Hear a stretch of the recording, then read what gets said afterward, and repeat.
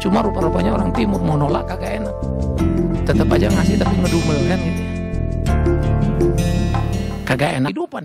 Dan kita menaklukkan diri kepada kedaulatan Allah. Nah, ini menjadi pergumulan serius kita dalam kehidupan kita sebagai orang percaya. Nah, hidup keluarga harus menjadi fokus. Hidup keluarga harus menjadi konsentrasi kita. Ya, maka mulai sekarang dan seterusnya, tiap kali hari ayah, tiap kali hari ibu, tiap kali hari anak, remaja kita ajak bergabung beribadah bersama-sama, lalu mereka melayani di atas panggung. Bagaimana bersemangat untuk kemudian menemukan kesejatian makna. Dan tentunya belajar untuk mengerti apa semestinya yang dimaksud dalam kehidupan kita sebagai seorang ayah. Gereja telah terjebak pada rutinitas ritualitasnya. Sangat menyedihkan. Sehingga gereja sebetulnya sejatinya kehilangan arah. Sehingga semakin hari orang Kristen senang beribadah yang tersembunyi dan tidak suka yang terbuka. Artinya bukan sembunyi-sembunyi, tetapi tidak suka membicarakan Alkitab secara terbuka lalu menguji diri.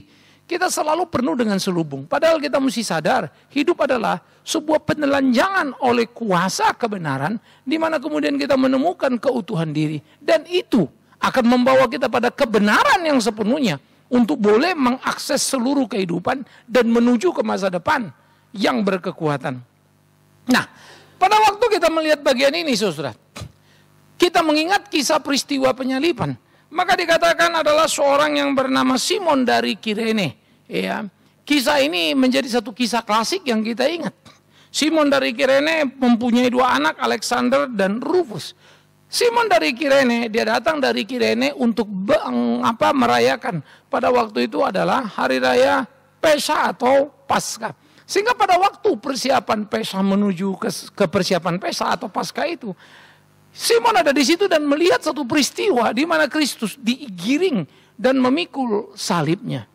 Saudara, Simon dari Kirene melihat semua itu dalam ketidaktahuan karena dia memang tidak terlibat dalam kelompok pengajaran Kristus Yesus. Tetapi kemudian seorang tentara memanggilnya dan memaksa dia untuk memikul salib Yesus, sehingga dia terpaksa memikul salib itu. Tetapi ada hal yang sangat indah. Ditiadanya rencana dan sebuah keterpaksaan, justru dia mendapatkan berkat yang luar biasa. Beruntunglah Simon dari Kirene. Saya selalu berdoa, Tuhan, kalau aku salah langkah, hajarlah supaya aku kembali ke jalan-Mu. Karena bagi saya bersekutu dengan Tuhan tentu sangat indah. Tetapi kita adalah manusia yang bisa berbuat salah, bukan? Tidak perlu gengsi untuk salah kita. Sadari, tetapi jangan terus dibicarakan. Perbaiki. Maka itulah nilai kehidupan ini. Siapa manusia yang tidak bersalah? Omong kosong itu. Semua kita pernah bersalah. Nah, Simon dari Kirene ada di situ, lalu dipaksa memikul salib Kristus. Dan dia kemudian memikulnya. Hal ini menjadi sesuatu blessing yang tidak tertolak. Berkat yang tidak bisa ditolak. Anugerah yang tidak bisa ditolak. Simon tidak berencana untuk memikul salib itu karena dia tidak ada urusan dengan Kristus. Simon berencana untuk mengikuti perayaan Paskah di Yerusalem dan dia menginvestasi waktu dan biaya berangkat dari Kirene ke Yerusalem. Tetapi Simon harus terlibat hal yang tidak dibayangkannya. Namun keterlibatan dan pemaksaan justru menjadi berkat yang luar biasa. Seringkali kita salah mengerti.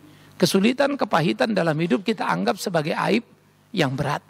Lalu kita kelimpungan dengan persoalan yang ada. Padahal kita mesti belajar bagaimana Tuhan membentuk kita. Dan kita tinggal mengukur diri. Kalau ada yang salah kita perbaiki. Kalau benar kita bertahan. Kesulitan, kepahitan bisa datang karena salah kita. Atau bukan salah kita tapi kita benar. Orang benar pun bisa mengalami kesulitan. Orang benar pun bisa difitnah. Itu urusan kecil mestinya. Karena itu bersyukurlah atas anugerah Allah yang datang dalam cinta kasihnya. Entah itu suka, entah itu duka. Dia mengukirnya. Simon mendapatkan kehormatan yang tidak terbilang. Simon boleh memikul salib Kristus yang suci. Rasul 12, satu menjual dia, satu menyangkal dia. Tidak satu pun di antara rasul secara langsung beruntung bisa memikul salib Kristus. Yang pertama ikut menikmati penderitaannya justru Simon dari Kirene. Saudara-saudara, ini menjadi pemikiran yang sangat serius. Simon dari Kirene tidak banyak data yang bisa kita dapatkan. Tetapi tampak benar dia seorang yang beribadah. Karena dia menginvestasi waktunya, menginvestasi biaya dari Kirene menuju ke Yerusalem untuk bisa mengikuti Paskah. Maka Simon menjadi seorang yang kita bisa belajar bagaimana hidup dijalani dalam satu nilai-nilai yang tinggi. Sehingga kemudian Simon dari Kirene menjadi orang yang memikul salib Kristus itu. Seorang yang beribadah, seorang yang menjalankan keyahudiannya dengan teliti. Sehingga Kirene adalah luar negeri, dia kembali ke Yerusalem. 3 hari raya besar di mana orang-orang Israel harus balik. Mereka harus memilih minimum 1 dari 3-nya. Paskah, kemudian Pentakosta, dan hari raya Pondok Daun. Kirene bukan barang dekat, jauh. Tapi dia datang dan hadir di sana. Saudara-saudara, kegairahan Simon di dalam keberagamaannya mendatangkan buah yang luar biasa. Tapi buah yang didapatnya bukan kursi raja. Buah yang didapatnya bukan mahkota emas. Buah yang didapatnya salib yang berat. Salib yang kasar. Salib yang harus dipikulnya. Pernahkah saudara berpikir sebagai orang Kristen, kehormatan dalam hidup kekristenan kita adalah memikul salib Kristus? Kita selalu berpikir bagaimana mengenal Kristus, mendapatkan semua yang kita inginkan. Itulah kecelakaan kita sebagai orang Kristen. Karena itu ya saya selalu suka bilang, yuk kita hitung yuk. Sebetulnya kalau kita melayani Tuhan itu melayani kenapa? Lebih banyak karena kita suka. Maka kalau kita nggak suka, kita nggak akan lakukan. Ini miris. Penaklukan rasa suka kita kepada apa yang Allah suka mesti menjadi pergumulan dan pertandingan. Sehingga bukan sekedar apa yang kita suka yang harus kita kerjakan. Apa yang Allah suka. Lepas kita tidak suka, kita mesti belajar menyukai yang dia sukai.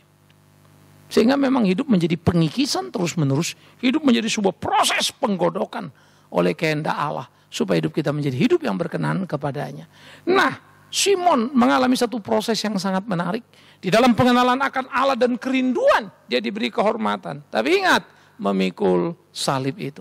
Tampaknya dalam kacamata dunia, Simon orang yang apes. Di tempat yang salah, pada waktu yang salah. Hei serongkai. Kenapa ada di tempat salah? Di waktu yang salah. Sampai akhirnya, dia mesti terlibat. Coba kalau dia tidak ada di tempat itu. Pasti nggak kena. Coba pada waktu itu dia ada di rumah. Pasti nggak kena. Tetapi mengertikah engkau, dia justru menjadi laki-laki paling beruntung. Pada waktu yang tepat, di waktu yang tepat, dia ada di tempat yang tepat.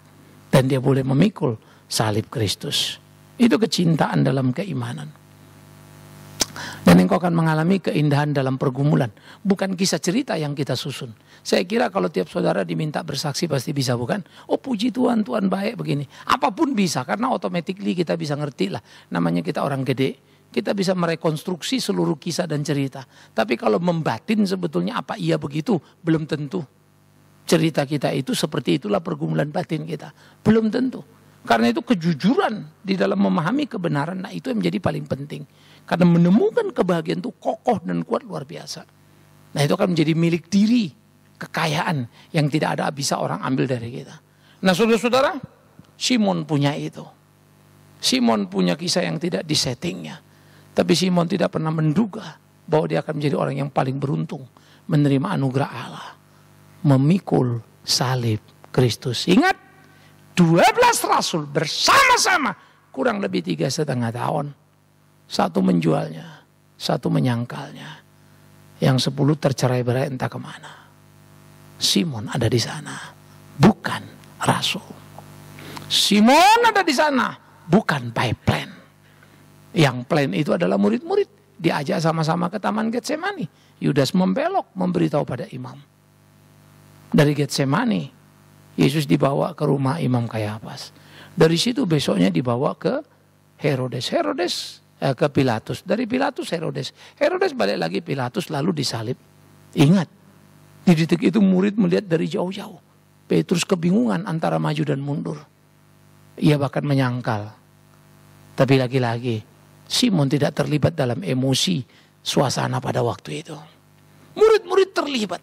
Mereka, waduh ini gimana, mungkin sudah ada yang ngumpet, sudah ada apa. Mereka terlibat, Simon tidak. Tapi Simon beruntung. Puji Tuhan. Keuntungan tidak bisa kau undang, tapi kemalangan tidak bisa kau tolak.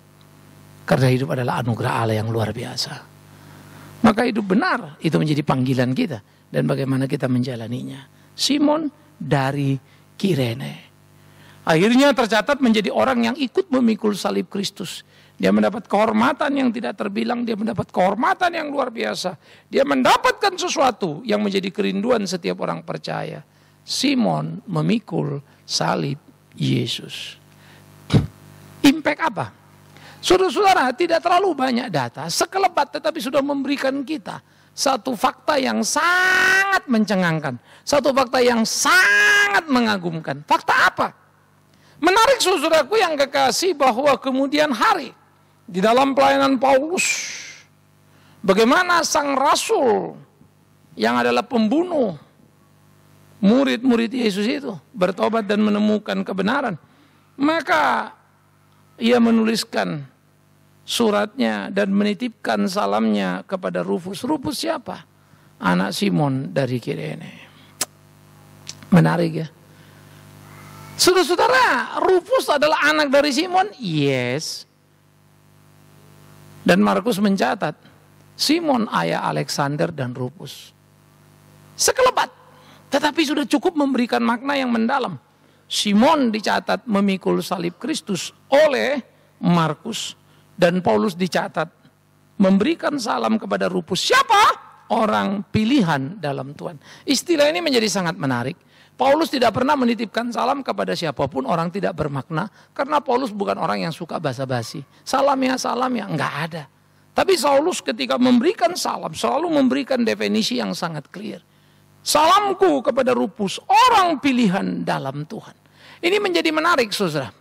Dan bagaimana respek Paulus juga ditunjukkan kepada ibu Rufus dan juga kepada ibunya yang adalah ibuku. Tampaknya Rasul Paulus berhubungan erat dengan dalam pelayanannya dengan keluarga Simon dari Kirene. Simon tampaknya sudah tiada dan tampaknya dia sudah meninggal dunia. Sehingga yang disebut hanya Rufus anaknya dan ibunya. Istrinya tampaknya sudah menjanda. Tapi berbahagialah keluarga ini, karena Paulus mencatatkan nama mereka dalam pelayanannya. Mereka menjadi inner circle dalam pelayanan murid-murid Kristus. Mereka menjadi orang-orang yang luar biasa. Sehingga Rufus disebut sebagai orang pilihan Tuhan. Rufus disebut sebagai orang yang menerima belas kasihan daripada Allah. Itu mengagumkan. Seharusnya itulah kehidupan tiap orang percaya, itulah hidup kita, itulah pergumulan kita. Bagaimana kita menjalani hari-hari kita bersama dengan Tuhan kita. Maka Rufus menjadi warna dari sang ayah Simon. Ayah pemberi arah. Saudara-saudara, tidak ada yang bisa diharapkan dari anak jikalau ayah tidak menginvestasi sesuatu yang penting dalam kehidupan. Kalau kita tidak berani menginvestasi uang untuk sekolah anak kita, mana bisa anak kita sekolah tinggi, bukan? Udahlah kamu cari sekolah yang murah-murah saja. Tidak perlu ke perguruan tinggi. Maka jangan harap dia akan menjadi anak yang pintar. Karena kita sangat pelit dengan uang kita. Lebih bagus beli mobil daripada sekolahkan anak. Ya, saya selalu kagum pada orang-orang di kampung saya. Orang-orang kampung saya bilang ya, karena memang tinggal di kampung. Tetapi pikirannya sangat futuristik setengah mati. Karena banyak sekali mereka tinggal di kampung, berjuang. Makannya nasi sama cabai dan garam. Tetapi simpan uang untuk anaknya kuliah di kota. Tidak bisa mau beli kayu bakar. Dia pergi ke hutan untuk ambil kayu. Lalu kayu untuk kayu bakar. Masa nasi ya, kalau kita bilang pakai beras dicampur air dulu kan. Terus nanti air kan dikeluarin jadi air tajin kita bilangnya. Itu diminum. Tidak ada yang terbuang. Lalu dimakan. Nah tadi itu pakai garam. Kadang hanya cabai rawit saja. Karena nggak bisa beli lauk. Nggak ada uang. Bukan nggak ada uang. Uangnya disisihkan. Untuk apa? Pendidikan anak-anak. Papa mama yang tahu berkorban. Melahirkan anak yang luar biasa. Tapi ada ayah-ayah tidak tahu diri juga. Yang memakai uang yang tidak banyak untuk berjudi. Sehingga selalu habis di meja judi. Anak tidak bisa pernah pergi sekolah. Apalagi ke perguruan tinggi. Tapi ada juga orang tua yang gila. Gaya penampilan yang luar biasa. Serba materialistis. Tampil ini, tampil itu. Sehingga lebih banyak uang untuk hal yang tidak penting. dengan penampilan, baju, rumah, tetapi anak tidak bisa ke perguruan tinggi. Miris. Ini ayah yang sudah merusak arah hidup anak-anaknya, baik dia penjudi atau orang yang dengan gaya hidup, dan paling diutamakan, mereka hanya hidup pada omong kosong yang besar. Mereka tidak do something. Tidak berani membayar mahal untuk masa depan anaknya. Itu adalah orang tua yang celaka. Saudara-saudara, berikan arah pada anakmu dengan investasi yang tidak terhingga. Oleh karena itu, apa yang dilakukan oleh Simon dari Kirene tidak hanya edukasi terhadap anak-anaknya, tetapi Simon dari Kirene menunjukkan kelas apa artinya seorang yang mengenal Tuhan. Sebagai seorang Judais, dia betul-betul mendalami apa yang dikatakan Alkitab sampai dia bertemu dengan Kristus, bahkan memikul salibnya. Pertemuan luar biasa membuat Simon dari Kirene menjadi pengikut Kristus. Iman itu ada pada anaknya, dan kemudian Rufus hidup dikenal sebagai orang pilihan Allah. Wah, masyarakat Roma tahu siapa itu Rufus, anak Simon dari Kirene. Siapa itu Simon? Itu loh papanya yang pernah memikul salib Kristus. Saudara-saudaraku, Simon telah meninggalkan warisan yang paling hebat, kehormatan, sehingga seorang Paulus yang rasul, yang luar biasa menulis separuh dari perjanjian baru, memberi respek terhadap Rufus. Lebih lagi kepada istri Simon dari Kirene, ibunya yang adalah ibuku. So very personal sekali, sangat dekat. Mari kita berpikir sebagai ayah, kalau kita mati kira-kira orang merespek tidak sama istri kita. Lalu orang bilang, ini loh istrinya Pak Bigman. Aduh, saya ingat dulu Pak Bigman, saya tidak mungkin lihat istrinya terabaikan. Saya tidak mungkin lihat istrinya begitu saja. Maka aku harus berjuang selama hidupku supaya orang bisa menghargai istriku. Tapi kalau tidak, kalau rasa benci yang kutanamkan, lalu orang bilang, aduh kasihan tuh bininya, dasar tuh lakinya memang begini, hanya jadi bahan cerita. Itu menyedihkan, bukan? Siapa yang akan peduli dengan anak-anakku jikalau aku dalam hidupku tidak menginvestasi nama baik itu? Maka aku akan terus berdoa dan berkata, Tuhan mampukan supaya kalau satu waktu aku mati, orang merespek dan melihat anakku. Ya, saya tidak berharap orang kasih uang. No. Kita akan berjuang, tinggalkan apa yang kita bisa tinggalkan. Beri kepada mereka apa yang bisa. Tetapi rasa hormat itu paling sulit, bukan? Uang gampang ditinggalkan, rasa hormat. Sehingga orang kalau ketemu, oh kamu anaknya Pak Bigman, mampir duduk sebentar. Waduh, kita cerita. Saya ingat papa kamu bla bla bla bla bla. Bukankah itu rindu kita, hai ayah? Karena itu marilah kita memberikan arah kepada anak kita, satu investasi yang besar. Sehingga itu menjadi satu dinamika yang luar biasa dalam kehidupan. Pengabdian, pelayanan, pengenalan akan Tuhan. Ya, kadang kalau kita ketemu orang, itu anak siapa? Itu loh Pak Sianu yang bapaknya dulu gini-gini. Itu anak jenderal itu loh gini-gini. Terus gimana? Aduh sekarang mah ya gitu-gitu aja, dia datang sana, datang sini, minta proyek sana. Kadang-kadang kesel juga. Nggak enak dengerinnya ya. Aduh, bapaknya begitu harum dulu, kenapa anaknya secara pangkat begitu tinggi, kenapa anaknya jadi gini?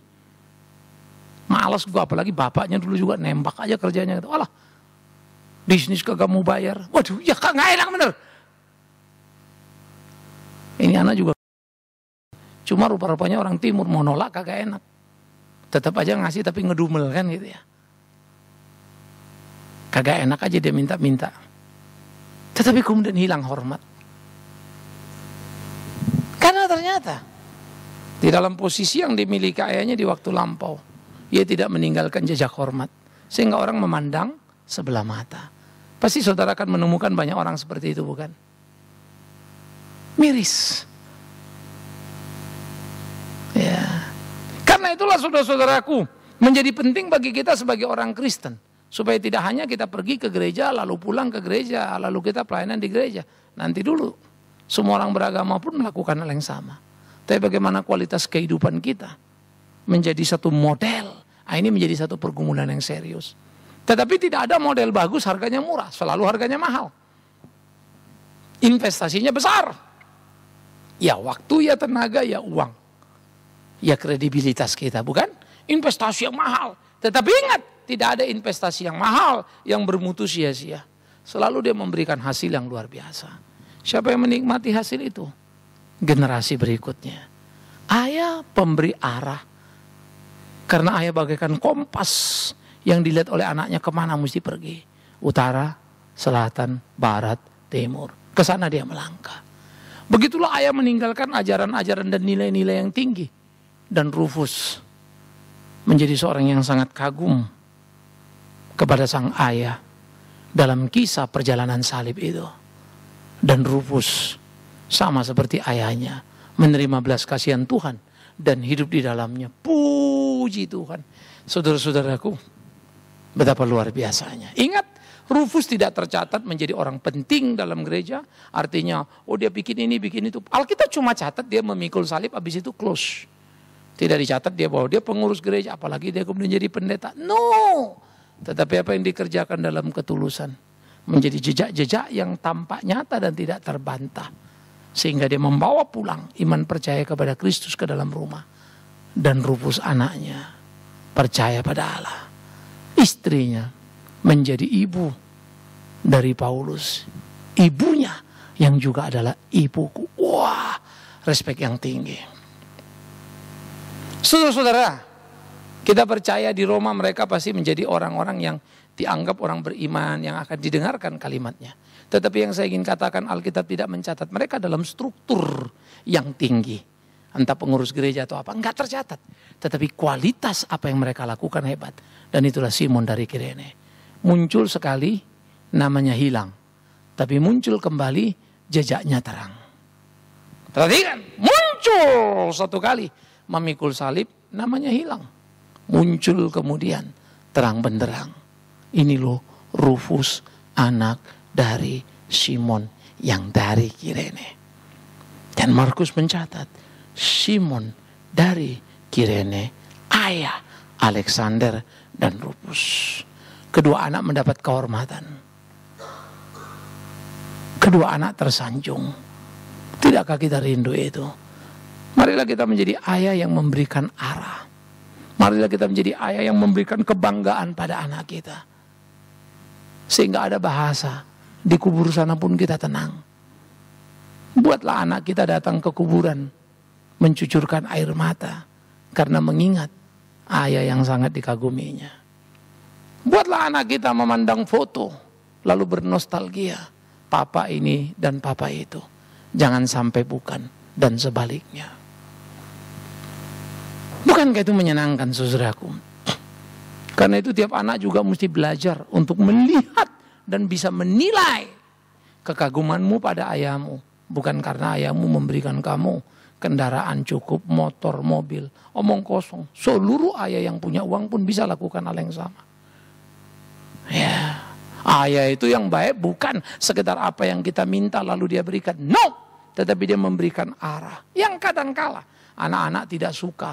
Karena belum dewasa lalu rasa terlalu keras, terlalu gini, terlalu gitu. Tapi one day percayalah. Apa yang mereka tidak suka, satu waktu mereka akan tahu. Itu yang paling penting dalam hidupnya. Ya, dia akan menemukan hakikat itu. Oleh karena itu saudara-saudaraku yang dikasihi oleh Tuhan Yesus Kristus. Selagi kita hidup di kehidupan ini, mari kita bergumul dan memikirkan kebenaran itu. Supaya jangan menghabiskan waktu. Hidup di kehidupan ini, mari kita lakoni apa yang mesti. Supaya hidup kita sungguh-sungguh menjadi hidup yang berkenan kepada Tuhan. Sebagai ayah, sebagai anak, berlomba untuk mengisi satu sisi-sisi nilai dalam hidup ini. Sehingga hidup kita sungguh-sungguh menjadi hidup yang memuliakan nama Tuhan. Saya pikir tidak ada yang lebih terhormat dalam hidup ini. Kecuali boleh menjadi saksi Tuhan, bukan? Tidak ada yang lebih terhormat dalam hidup ini. Kecuali boleh hidup dalam kebenaran. Ya, Rufus mendapatkan arah langkahnya karena papa memikul salib Kristus. Ingat, dia mendapatkan anugerah besar itu. Biarlah ini menjadi kerinduan kita, saudaraku, menjadi pemikiran kita sehingga sebagai gereja Tuhan kita belajar utuh dan sungguh-sungguh. Kata kita ingat gereja mula-mula. Di dalam Kisah Rasul pasal 2, Petrus berkhotbah.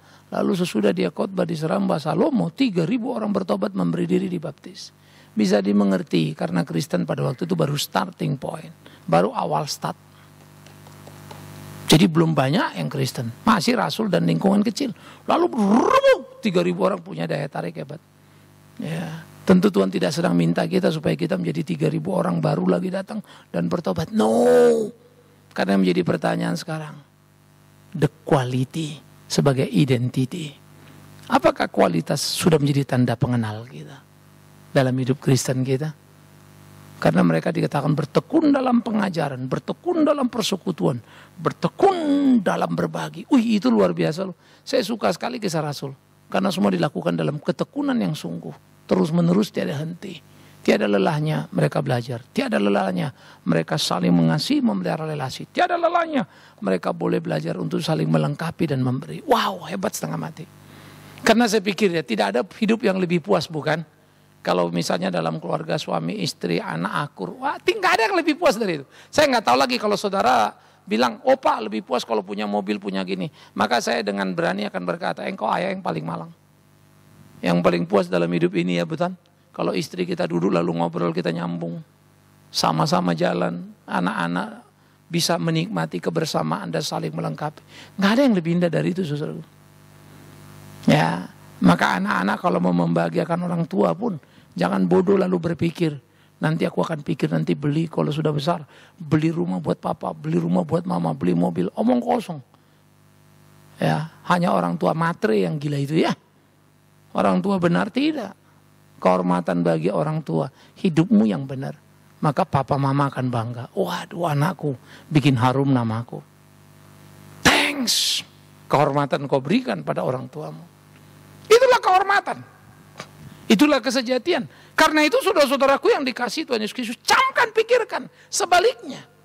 Ayah pun harus berpikir sama. Jangan pikir kalau kita kasih tadi yang seperti saya bilang, anak kita sekolah bagus, mobil bagus, ini bagus, lalu semua bagus. Omong kosong. Kalau kita tidak jadi contoh hidup yang bagus. Mari kita raih kebahagiaan. Sepuas-puasnya, sebanyak-banyaknya selagi hidup dalam dunia ini. Masa iya saudara mau kehilangan satu momentum? Jangan dong. Miliki semuanya, dapatkan semuanya. Dalam tanda petik, serakalah pada kebahagiaan. Maksudnya ini apa Pak? Jangan pernah puas. Supaya bahagia gimana Pak? Hiduplah benar. Serakalah satu kebenaran. Tambah kebenaran, tambah kebenaran, tambah kebenaran. Jangan serakah urusan uang. Serakahlah urusan kebenaran. Quote and quote. Jangan pernah puas hidup benar. Jangan pernah puas berbuat benar. Indah ya. Sehingga kita berpacu terus memenangkan kompetisi dalam kehidupan ini. Oleh karena itulah saudara-saudaraku yang dikasihi oleh Tuhan Yesus Kristus, Rufus tampil menjadi orang yang luar biasa dalam kehidupannya. Bagaimana dia menjalani hari-harinya. Sehingga Rufus sungguh-sungguh dikenal. Karena investasi ayahnya dalam keberimanannya di waktu lampau. Dan Rufus mendapat kehormatan yang tidak terhingga. Begitu pula sang ibu. Menjadi ayah pemberi arah. Saya harap itu jadi semangat kita. Seperti saya suka selalu berkata, saya tidak pernah bermimpi sebagai pendeta supaya gereja ini jadi gereja yang besar. Saya selalu mimpi gereja ini boleh jadi gereja yang benar. Ya, kita kemarin baru selesai raker Mika. Bersyukur kepada Tuhan. Belasan tahun perjalanan, hampir 12 tahun ya. Kita sudah bisa audit eksternal. Sehingga pembukuannya ya dari auditor bilang, bagus Pak, tanpa catatan. Oke, boleh bikin bahasa Inggris, akan dibikin dalam bahasa Inggris. Ya, baru saya mulai, sekarang lebih berani lagi untuk share kiri kanan. Karena mau rindu jadi lembaga yang punya integritas, yang dikenal dan bertanggung jawab. Tahun ini kita lagi baguskan terus software untuk keuangan kita. Terus berpacu dengan waktu. Merapikan semuanya. Ya. Kita sudah merapikan pembayaran jam sostek. Ya. Insurance. Terus dibenahi pelan-pelan. Padahal uang itu bonyok, berdarah-darah untuk uang itu. Ya. Maka dalam pelayanan kadang-kadang tidak mudah ya. Kita berdarah-darah tapi yang lain mungkin rasa masih kurang, terlalu kecil, terlalu ini. Bisa. Maklumlah. Pelayanan bukan bagaimana perusahaan profitable. Ini non-profit, berdarah-darah. Saya itu kerja, kagak ada gaji, keluar duit, keluar tenaga. Otak mesti meres. Mesti pikirin ke bawah. Saya sendiri perlu hidup sebetulnya. Tapi saya bersyukur pada Tuhan saya tidak miskin karena memikirkan kebenaran dan menjalaninya. Saya bersyukur kepada Tuhan saya tidak kehabisan uang hanya karena itu. Selalu ada rezeki yang Tuhan kirimkan. Thanks God. Bahwa saya tidak menjadi lebih kaya dari sekarang. Tidak mengapa. Karena yang kukerjakan terhormat. Saya bisa lebih kaya dengan tidak mengerjakannya. Tapi tidak akan kupilih jalan itu. Supaya anak-anakku belajar. Dan itu yang selalu akan saya katakan. Kalau aku mati kalian baru tahu. Apa arti hidup. Dan aku akan berjuang dalam hidup ini. Ya, saya akan mewariskan nama baik. Dan saya selalu bilang. Kalau mau membuat orang tuamu bahagia. Mau membuat aku bahagia, mamamu bahagia. Cuma satu. Buatlah namamu baik dan harum. Maka bahagialah kami. Mari kita buat arah kepada anak-anak kita. Bahwa tindakan anak bisa menampar kita secara luar biasa. Ya, ketika anak itu melangkah di tempat salah. Karena itu tiap anak-anak belajar. Maka saya harap yang muda sudah mulai lihat, satu waktu kalau aku nikah nanti ya, satu waktu kalau gini, aku akan jadi gini dan jadi gitu. Tanamkan pada dirimu. Jangan taruh di otakmu nanti anak-anak muda ya. Nanti kalau aku nikah rumahnya mau besar, mobilnya mau bagus. Bodoh sekali kamu. Itu dipikirkan semua orang di kolong langit ini. Ya, itu menyedihkan. Karena pada akhirnya orang kan tahu. Rumah mewah, mobil mewah. Bukan puncak bahagia. Hiduplah benar. Lakukan kehendak Allah. Maka dia akan menambahkan rezeki dalam hidupmu. Cari dahulu kerajaan Allah dan kebenarannya. Semua akan ditambahkan dalam hidupmu. Dan engkau tidak akan kekurangan karena itu. Ya, maka saya harap anak-anak muda, remaja-remaja yang sudah digabung juga belajar. Iya, kita mestinya belajar begini nih. Dan orang tua belajar menginvestasi, memanfaatkan tiap bagian-bagian sehingga terjadi komunikasi batin antara kita dan anak-anak kita. Dan anak-anak bisa belajar, tahu arti kehormatan dalam kehidupan, tahu bagaimana mestinya memainkan peran dalam hari-hari kita.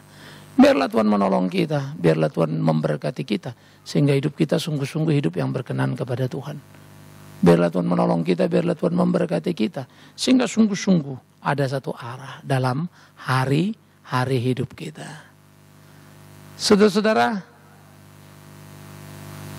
hidup adalah sebuah pertandingan dan pergulatan. Tahu masa sulit mendidik anak? Ketika anak berpikir dia sudah mengenal dirinya, ketika anak berpikir dia sudah punya keinginan, sayang. Anak-anak seringkali terlalu lambat belajar bahwa dia lebih bodoh dari orang tuanya. Miris ya.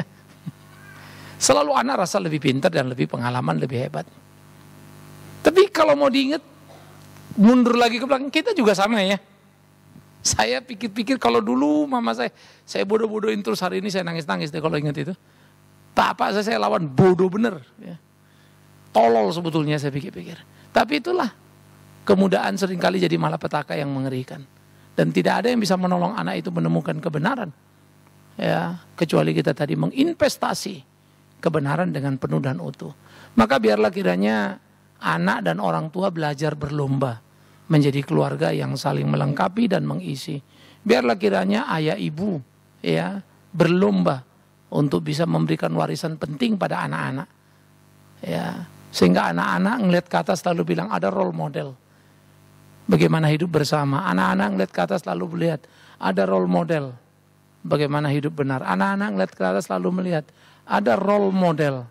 Ya, bagaimana seharusnya mendidik anak. Ya, pendek perjalanan. Seringkali kita merasa hebat di kehidupan. Perhatikan ya. Kalau kita lingkupnya pergaulan kita segede handphone ini. Lalu kita ada di sini, kita pikir kita hebat kan. Jago loh, aku tahu kiri kanan handphone. Oke, kamu tahu kiri kanan handphone. Lalu ini amplop lebih besar dari handphone. Mulai kamu bingung, sudutnya kok jauh ya. Karena kamu berbanding dengan handphone lebih kecil bukan? Jadi kamu kuasai. Begitu amplop udah mulai bingung. Lalu dibawa sekarang ke lebih lebar lagi. Mulai bingung lagi. Lebih lebar lagi, lebih bingung lagi. Sayang, anak berpikir dunia itu segede handphone.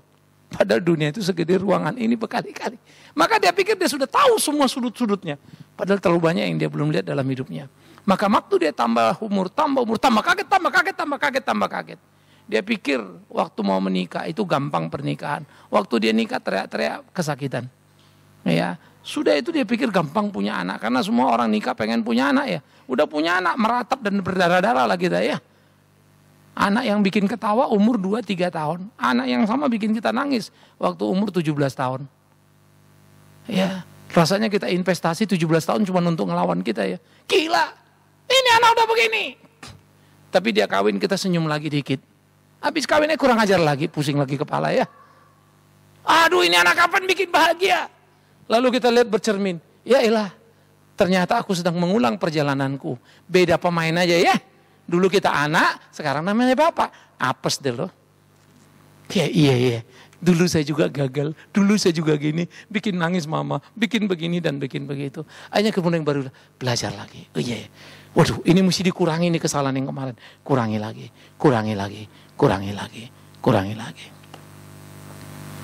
Ya. Saya bersyukur pada Tuhan. Anak-anakku tidak senakal aku. Saya suka bilang sama istri saya, ini anak-anak nakal gini-gini. Kadang-kadang kalau saya naik darah. Tapi kalau saya lagi duduk diam, saya mikir, ini anak-anak sebetulnya nggak nyampe 20% kenakalan saya dulu ya. Anak saya tidak ada yang berani saya melawan saya. Saya hajar langsung. Tapi kalau saya sama bapak saya bawa pisau ke bapak saya. Saya tantang dia kelahi. Padahal kalau dia pukul saya ambruk juga sih. Karena bapak saya si PM. Lebih tinggi, waduh bisa kaos. Ya. Tapi saya punya nyali belajar dari bapak saya. Ya, saya suka bilang ya, bapak saya memberi arah tapi arah yang kurang tepat. Ya. Karena saya memang jadi anak yang berani, karena papa memang gila juga. Kalau aku kelahi pulang nangis lawan anak kelas 6, saya pernah cerita ya. Saya kelas 3. Kenapa kau nangis? Berkelahi. Kenapa kelahi nangis? Anak laki kok nangis kau.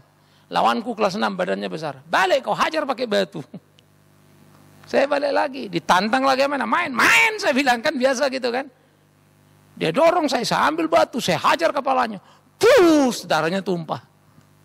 Geger sekolah, dipanggil ke guru saya marah, panggil orang tua, bapakku datang, gurunya dimarahin. Karena bapakku si PM. Jadi kadang-kadang geblek juga. Saya bawa nama bapak saya nonton itu saya selalu. Kalau kita bilang, mau nonton dulu kan 17 tahun ke atas. Kalau di zaman dulu kan daerah itu kan selektif banget kan. Kau belum 17, mau nonton aku. Terus ngomong ini, anaknya si Rait itu, bapak saya si PM. Udah dari samping kau. Jadi bioskop udah mulai selamat datang, main. Kan ekstra biasanya dulu kan. Dibukalah pintu dari samping. Jadi bukan masuk pintu depan, kita buka pintu samping. Masuklah aku kan. Baru nonton, cari-cari kursi yang kosong. Nggak boleh lewat pintu depan, pintu samping. Saya hobi nonton setengah mati, tapi lewat pintu samping terus. Ya. Jadi beberapa bioskop yang saya nggak kenal. Udah, jadi kita biasa bayar, hanya jadi kebiasaan jelek juga ya. Nah dia memberi saya untuk cari akal apapun, tidak pernah berhenti. Tantang bagi saya tidak bisa. Saya paling benci dengar kata, nggak bisa. Aduh, ngamuk darah tuh. Apa yang kau coba? Ini, bisa rabut tuh. Tapi saya pikir ya papa saya beri arah yang kurang tepat. Tetapi itu menjadi satu hal ketika arahnya jadi baik, berguna loh. Itu sebab kita bikin sekolah saya nggak pernah menyerah. Saya bukan pendidik. Background pendidikan saya nggak ada untuk bidang pendidikan. Saya bukan orang media, background pendidikan saya nggak ada untuk itu. Kita bisa kerjakan. Apa yang nggak bisa dikerjakan kalau kita mau berusaha dan terus belajar. Itu bapakku yang ngajarin aku. Nggak ada kalah. Nggak bisa kok pakai tangan, pakai batu, hajar kepalanya itu. Itulah bapakku. Ya, tapi saya nggak ngajar anak saya, mengajar pakai batu ya. Cuma saya bilang, lu jangan takut, macam-macam orang tonjok aja. Mamanya bilang, gila lu anak pendeta, diajar-ajarin nggak bener, biarin. Kadang-kadang saya suka begitu. Saya tidak suka anak terlalu leler-leler. Ya. Tapi saya tidak selalu benar untuk memberikan hal-hal seperti itu. Karena ini pengaruh dari bapakku dulu. Bisa nangkep ya. Berapa orang tua besar pengaruh ya. Padahal bapakku itu lawanku selama aku hidup. Jadi selama dia hidup kami tidak pernah akur sampai dia dipanggil Tuhan. Ya, saya rindu bapak. Ya, saya bayangkan dengan pengenalan akan Tuhan ada papa dia. Waduh, saya membayangkan hidup yang menyenangkan. Tapi saya nggak pernah punya. Saya membayangkan kami duduk lalu dia aku peluk. Tapi aku tidak pernah ngalamin itu. Dia beri aku arah, kurang tepat. tapi jadi warisan bagiku.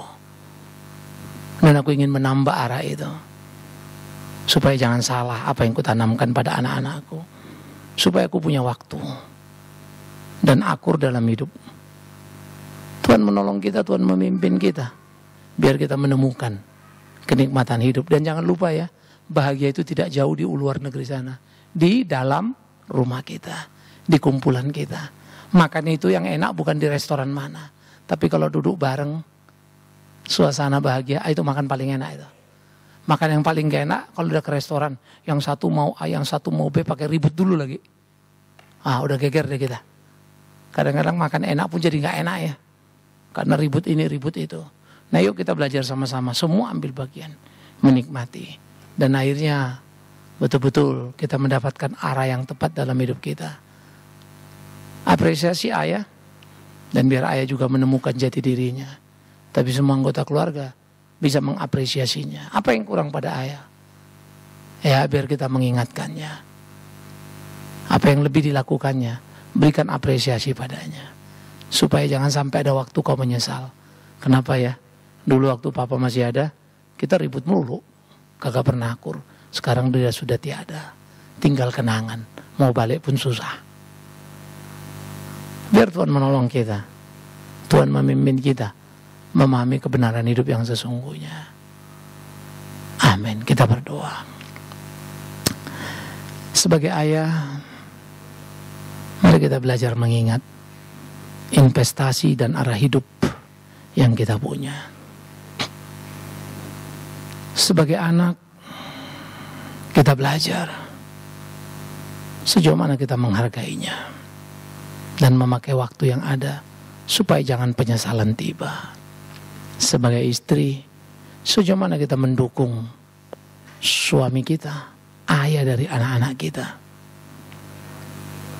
Tak ada yang sempurna dalam hidup rumah tangga, penuh kekurangan dan harus saling melengkapi. Kebersamaan kita lah kesempurnaan itu. Berdoalah. Bapa di surga, terima kasih. Terus ajar kami di hidup kami memahami relasi yang sejati. Sehingga sungguh-sungguh kami boleh menjadi ayah yang memberi arah. Seperti Simon dari Kirene mewariskan iman percaya itu. Sehingga arah langkah Rufus menjadi tepat.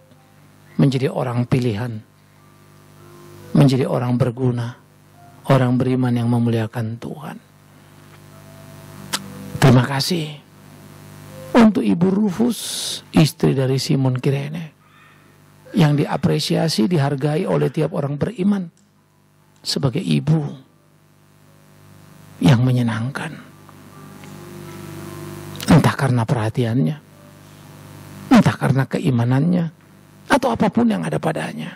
Tapi satu yang kami tahu, Simon dari Kirene telah mewariskan yang indah dalam rumah tangganya.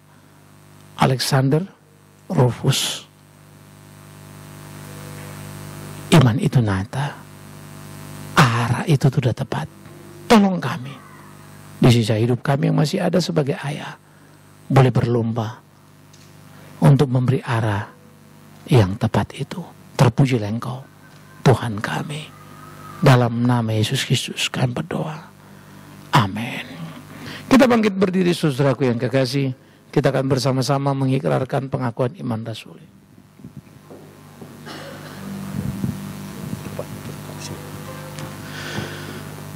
Jemaat yang kasih Tuhan Yesus Kristus, bersama gereja di segala abad dan tempat, marilah kita mengikrarkan pengakuan iman rasuli sebagai berikut. Aku percaya kepada Allah Bapa yang Maha Kuasa, Khalik langit dan bumi, dan kepada Yesus Tuhan Yesus Tunggal, Tuhan kita, yang dikandung dari Roh Kudus, lahir dari anak darah Maria, yang menderita sengsara di bawah pemerintahan Pontius Pilatus, disalibkan, mati dan dikuburkan, turun ke dalam kerajaan maut. Pada hari yang ketiga, bangkit pula dari orang mati, naik ke surga, duduk di sebelah kanan Allah, Bapa yang Maha Kuasa. Dan dari sana ia akan datang untuk menghakimi orang yang hidup dan yang mati. Aku percaya kepada Roh Kudus, gereja yang kudus dan am, persekutuan orang kudus, pengampunan dosa, kebangkitan orang mati, dan hidup yang kekal. Amin. Jemaat dipersilakan duduk kembali. Saudara-saudara, kita akan mengapresiasi Hari Ayah. Apakah ada anak-anak yang akan memuji Tuhan? Ya. Memang nasib saya sebagai pendeta mesti nunggu-nunggu kabar. Mari kita lihat anak-anak kita akan memuji Tuhan.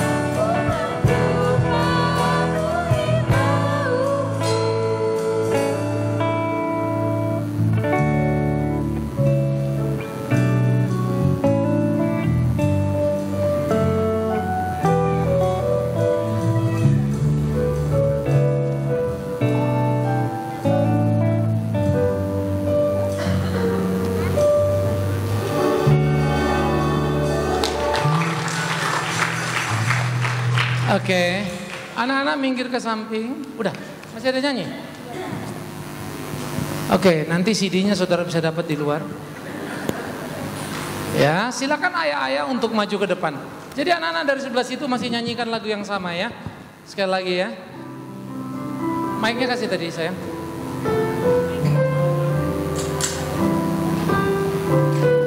tolong mic-nya kasih. Nyanyikan sekali lagi ya lagu yang sama. Lalu ayah-ayah silakan maju ke depan untuk berderet ya. Di dekat. Mari para ayah silakan untuk maju ke depan menghadap ke jemaat.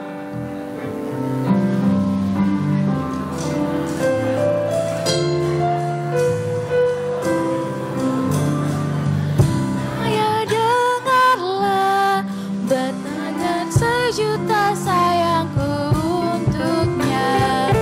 Ku terus berjanji takkan dia mati cintanya. Ayah dengarlah betapa sesungguhnya ku mencintaimu. Kan ku buktikan ku mampu Silakan para ayah atau laki maju ke depan.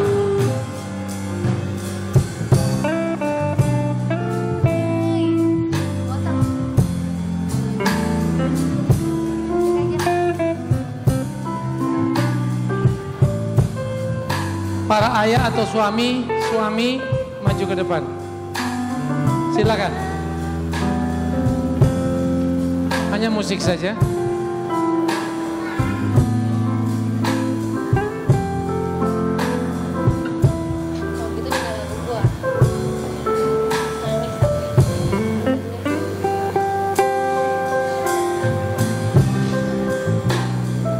Di jejak kaki ayah.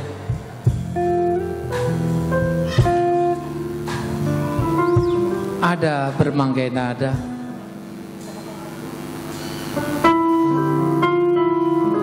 Sukarno tak pernah membuat ia menahan langkah.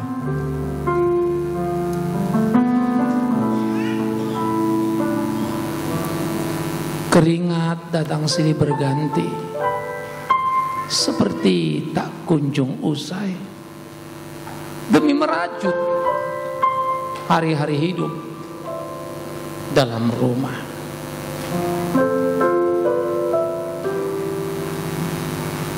Diletihnya, kadang emosi menggugat,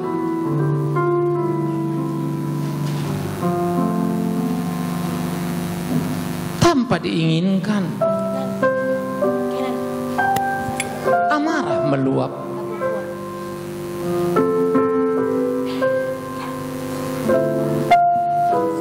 Tak pernah dia menikmatinya. Menyesal. Dan perlu waktu untuk menghapusnya.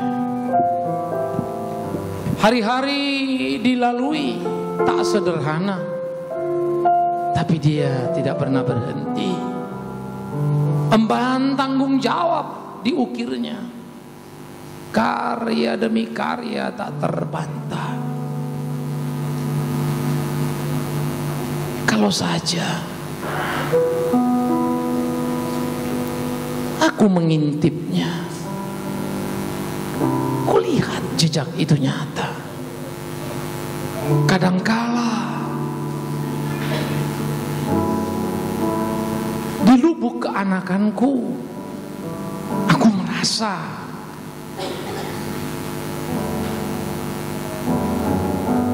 ada yang salah. Tapi ketika aku mendekat, wajah keras itu terbalut lembut hatinya. Ayah,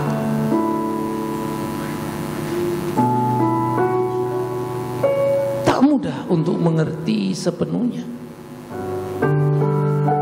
tapi ada rasa yang tak bisa dibantah. Cinta akan ayah melampaui segala apa yang tampak mata. Di sana pria itu berdiri. Ayah, anak-anakku, suami yang tercinta.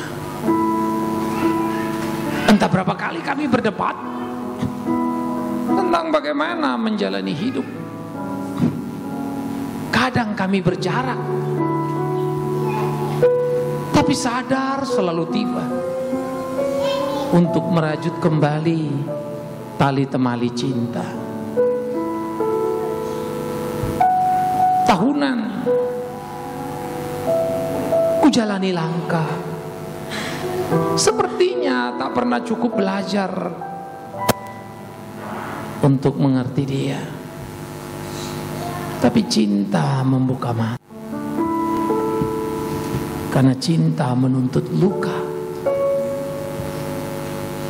Tapi di luka cinta, di sanalah bersemi keutuhan, karena darah menyatu, perasaan saling tumpu. Suamiku, ayah dari anak-anak. Sementara musik mengalunkan lagu ini sekali lagi, anak-anak akan menyanyikan lagu ini. Sebuah pujian akan dinaikkan. Maka silakan ibu dan anak-anak untuk maju ke depan, memberikan apresiasi pada ayah. Sewaktu masih kecil, ibu dan anak-anak silakan. kau lemah dan tak berdaya. Bawa hadiah yang kalian punya. Kau menimangku Bawa rasa sayang pada papa. dan memelukku. Silakan ibu-ibu menemani anak-anak. Yang istri memberi hari demi ucap bahagia pada hari. suaminya. Aku beranjak dewasa, kau mengajarku apa itu arti kehidupan.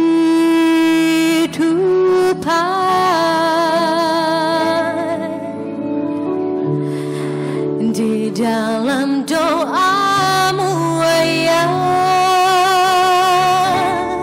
kau selalu sebut namaku. Kau inginkan yang terbaik, kau harapkan yang terbaik terjadi dalam hidupku. Halo papa. Sungguh ku mencintaimu karena ketulusan hatimu.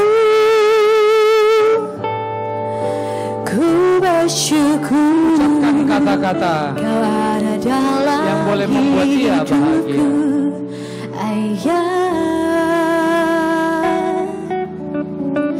Kau anugerah terindah. Di dalam doamu ayah, kau selalu sebut namaku. Kau inginkan yang terbaik, kau harapkan yang terbaik terjadi dalam hidupku.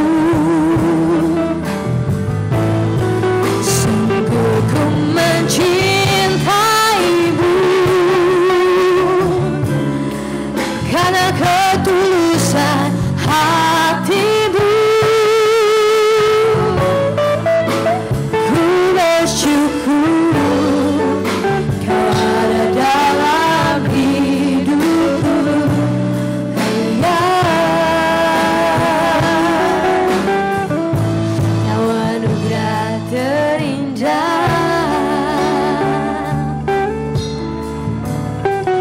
Di dalam doamu ayah, kau selalu sebut namaku. Kau inginkan yang terbaik, kau harapkan yang terbaik terjadi dalam hidupku. Anak-anak yang mau baca silakan ke depan. Mencintaimu karena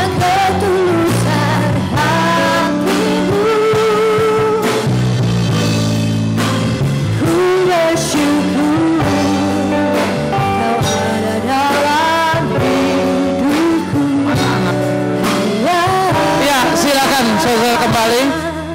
Siapa yang baca? Kau anugerah terindah.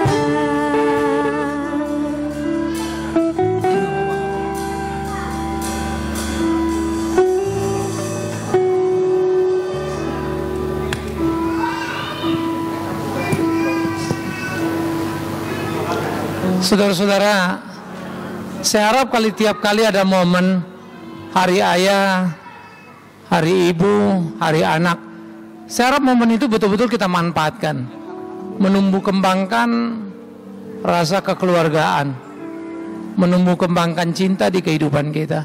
Biarlah Tuhan menolong kita dan kita selalu bersyukur untuk keluarga. Apapun itu, siapapun itu keluarga kita. Keluarga kita, kehormatan kita. Tuhan menolong kita. Selamat menikmati hari ayah. Selamat untuk para ayah. Tuhan memberkati.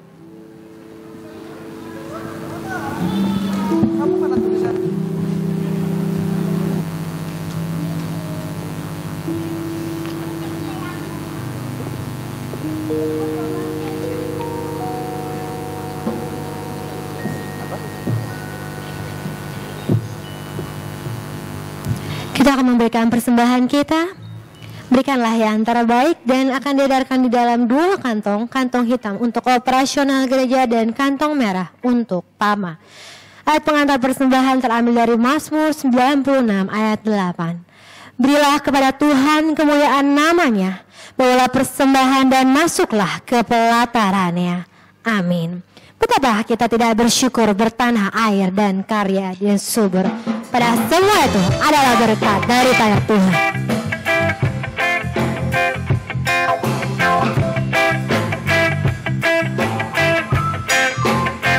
Betapa kita tidak bersyukur bertanah air kaya dan subur.